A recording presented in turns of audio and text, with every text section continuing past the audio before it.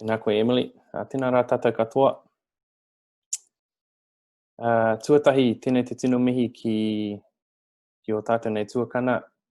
Ngā iwi take o te whenua moi ā. Ki o kōrero e Neil,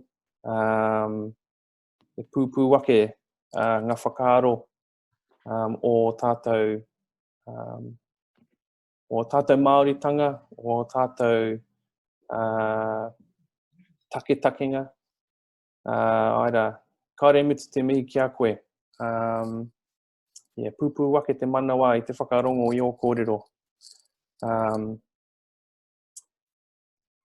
Te mihi tonu ki a koe Emily, ki Zero Waste Victoria, ki oku hoa, Liam, koro ko Hannah. Tēnei te tino mihi. O ko wai tēnei.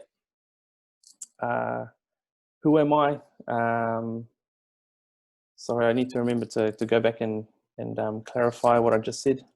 I just really wanted to acknowledge the powerful words that you've shared with us, Neil. You know, even though we are connected by the internet, by the computer, I could truly feel the mana, the wairua, the Māori in your voice and in your words.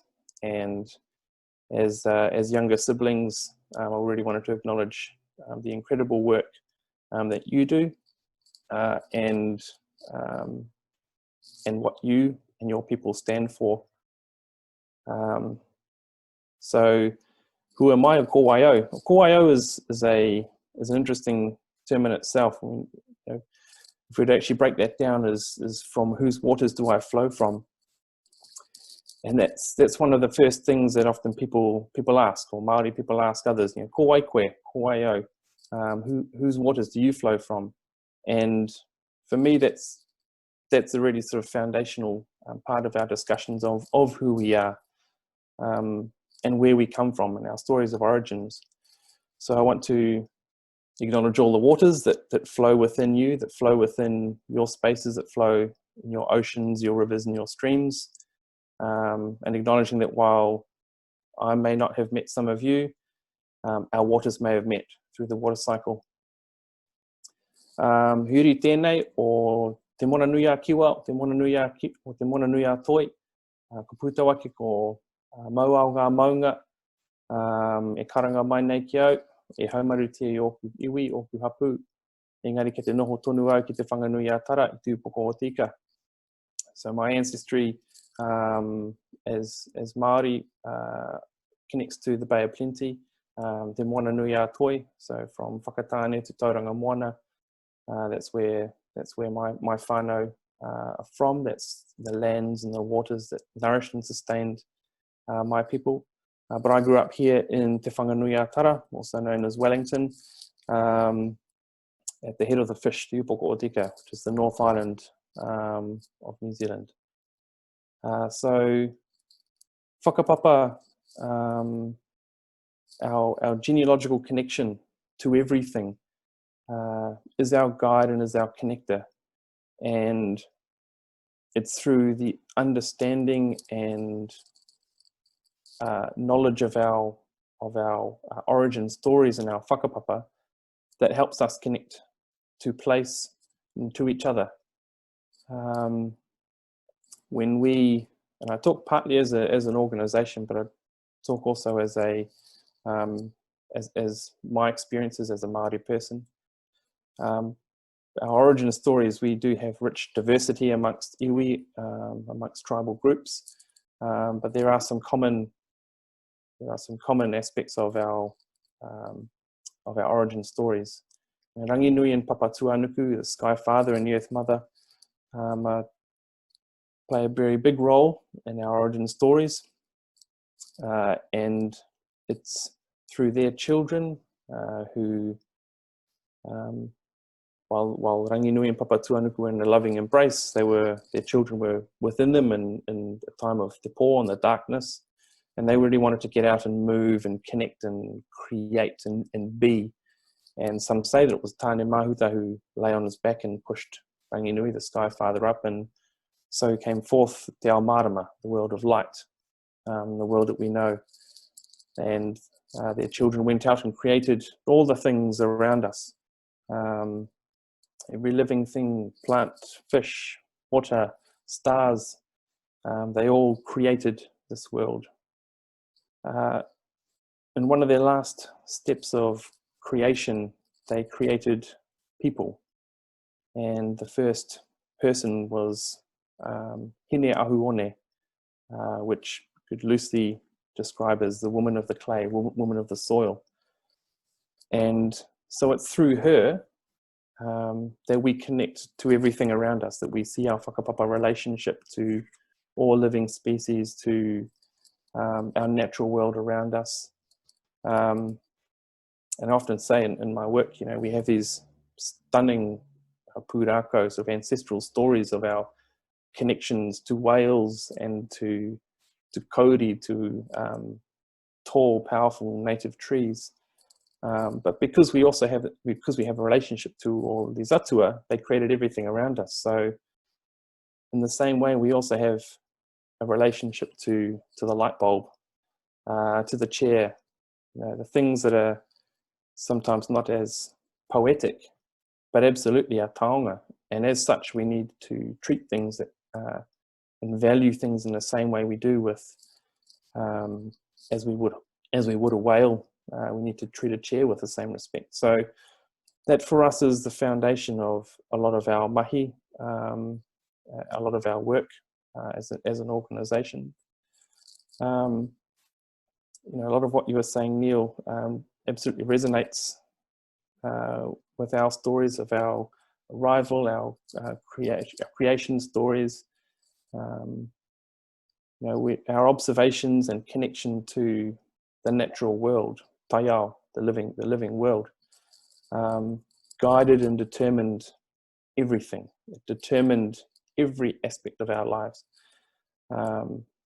We would only do certain things once we'd seen a certain star rise at a certain time of year. We would only do things once we heard the call of a particular bird, which signaled the start of a phase of the year. Seasons were broken down into, you know, summer has 7 seasons, some research is telling us. So our connection to the natural environment meant that we understood the boundaries and limits of the environment, and we existed within them. We existed within that framework. And we don't see ourselves as separate from the natural environment as well. There are, you know, there are whakatauki, proverbs within certain iwi, some of which speak to our connection. One is, ko au te awa, ko te awa ko au, I am the river and the river is me. And that is because the very waters that sustain you, that come from that river, become you, and you become that river. The very molecular identity of the mineral compositions of that river, of that stream, become the building blocks or sustain you, and your identity is inherently connected to that. And a lot of what we do as an organization is about supporting the revival and normalization of some of our traditional practices.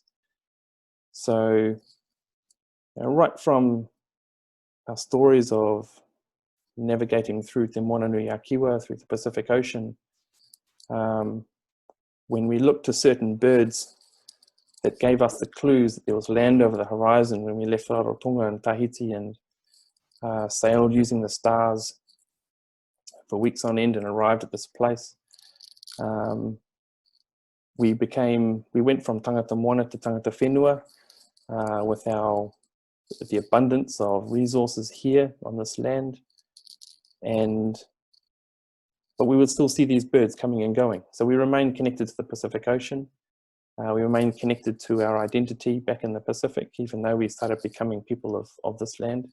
And also, I do want to acknowledge as well, there are kōrero whakapapa within different iwi as well, where some of us talk about our arrival here on Waka, others talk about having been here forever. So I want to acknowledge that. So the revival of these practices includes practices that go right back to our travels through the Pacific. So when the koe koea and the pipi wharaurua arrive, the longtail and the shining cuckoo arrive from throughout the Mona Nui a Kiwa, that's an indicator to us that, right, it's in a certain phase of spring and certain crops can be planted and certain trees can be planted. And we need to look out for these certain birds to tell us when they're leaving, which indicates another time of the year. So I want to talk a little bit about marae, about gardens, because they are a source of sustenance. They are a source of knowledge and a place where knowledge is held. They're a place to gather and to care for and to remain connected as hapu, as extended whānau groups, extended family groups. So mara were, for many tribes, they were the source of their identity. Within certain people have said, your mana was considered against also the quality of your mara. So if you had a big mara, if you had a big garden, you were able to feed and sustain a lot of people, that was a really powerful thing, and it spoke a lot to your surrounding neighbours about your abilities to care for and work within the boundaries of the environment. It also meant that as a part of an economic system, I suppose, when we talk about circular economics, the mara is a fantastic example of that. And it really allows us to talk about waste in a really direct way as well. So I guess traditionally speaking, waste was not it certainly wasn't, it doesn't mean what it does today. You could be wasteful, and there are stories of tribal groups who could be wasteful, but they weren't being wasteful. They just had the abundance of this resource. In terms of food, every aspect of the food or the plant and everything around it was utilized. It was a taonga, something that you cared for and protected. And as such, when we talk about food waste is a particular one I sometimes find a little bit challenging, because food can be wasted, but really only in a sense if it goes into landfill. If it goes into compost and goes into the whenua and helps to create new soil, which continues to provide more food, then that's a perfect example of a circular system. So a lot of these tools and a lot of these practices that we have as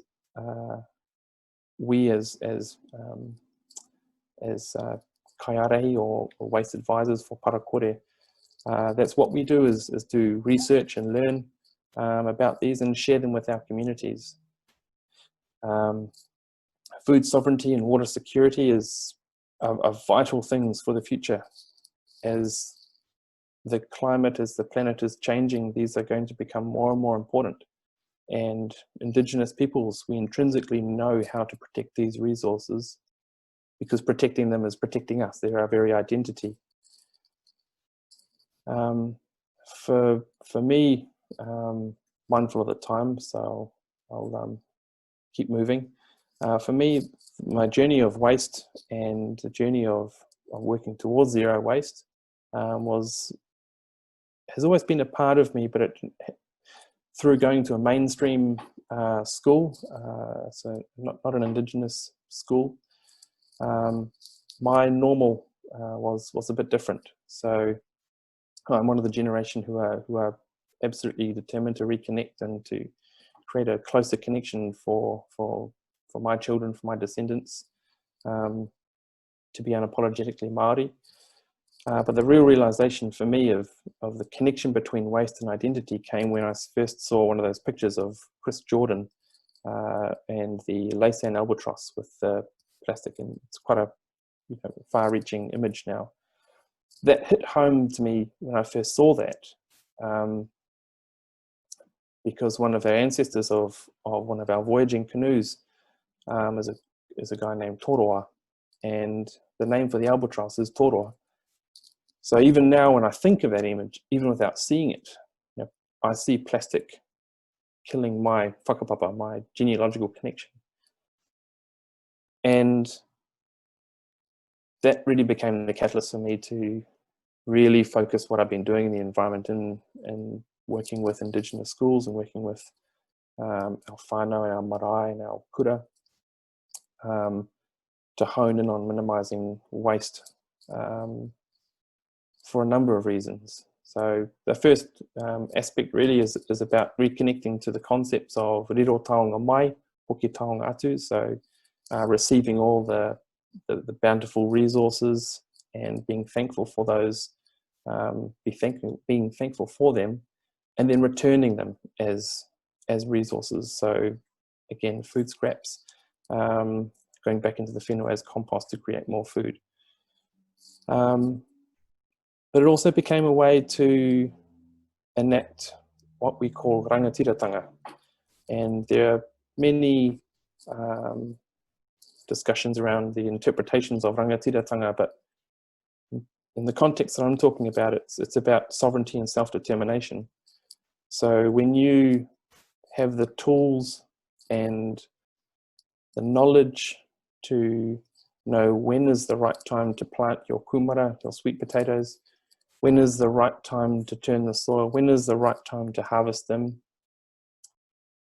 how to gift them, how to preserve them, how to gift them to the community, and how to protect those seeds and how to continue to grow them, you have the ability to determine self, to determine, to enact your sovereignty, to become less dependent on systems which are designed to keep us dependent.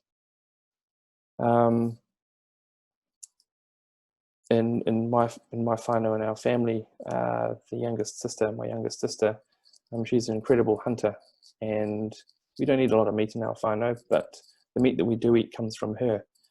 And being able to know where that came from, who harvested it, who spent 4 days going into the bush up the side of a mountain, who acknowledged the gifts that came from it, acknowledged its life, who then prepared it, who then gave it to us.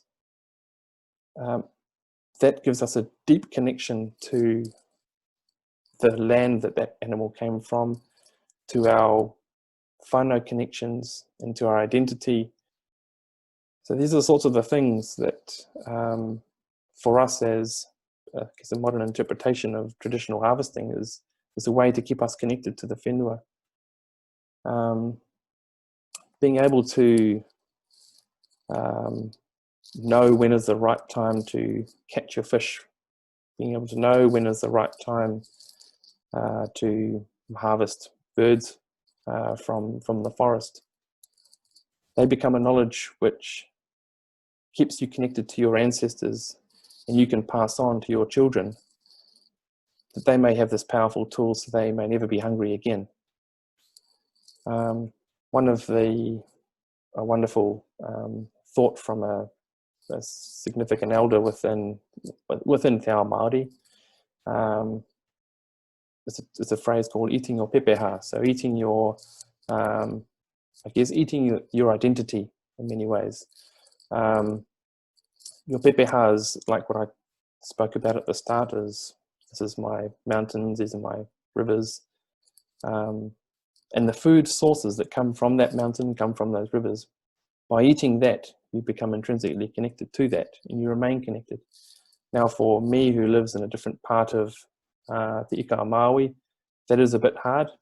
But by understanding and knowing that these are the aspirations that we want to work towards, means that when we do move home, we can provide, we can gift the knowledge that we've, myself and my family have been learning about traditional harvesting practices, about gardening, about diving, about hunting, and apply them on our own lands.